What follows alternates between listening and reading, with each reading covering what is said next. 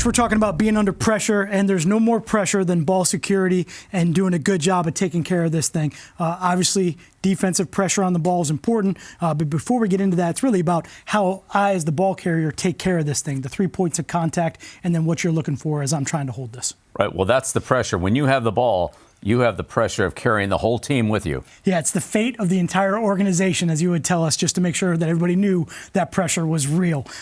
So again, I want to grip the ball, obviously, with my fingertips, good, high and tight location of the ball across my chest, keeping the ball protected by my body.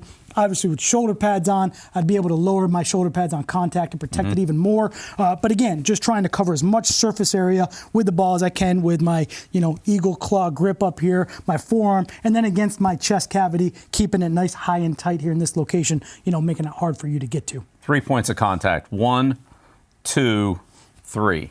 And at that position right there, it's hard for me to get the ball out this way, that way, or pulling it away from you here. As a defensive player, when I see the ball not in that position, then I start to think I can get it away from you. Right, so if I start to drop my wrist down here, As the ball Coach, drops, I can come from behind here, or I can punch over the top here, all right, or especially coming from behind, can get the fingertips and the ball will roll out on top. Yep. So those are all ways to get the ball out. As a defensive player, when I see the ball's not high and tight, I think, well, you're vulnerable. Yeah, and the great point you made, we can get a lot of that off film study. We see where the ball is either dropped low or away from his body, or we see the real wide ones that are out here that's just, you just want to knock that thing out for sure.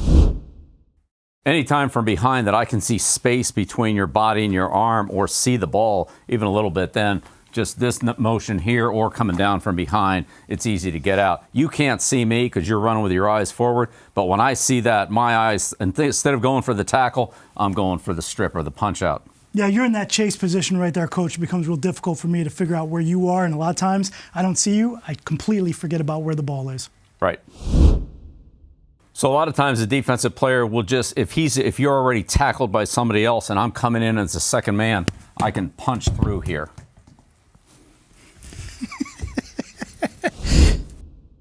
Some guys that really have great ball awareness as they're coming in for the tackle will punch and tackle. And of course, one of the classic ones is for the fast players, which I was never able to do this, but the fast players come in from behind will come with the overhand swat as they tackle from behind and wrap up. That'd be two slow players right here, Coach. Yeah, two slow really players. Slow. That second and third tackler will come in once he sees that the runner is tied up and engaged with other tacklers, and he's especially struggling for extra yardage, will come in and rip those fingers off.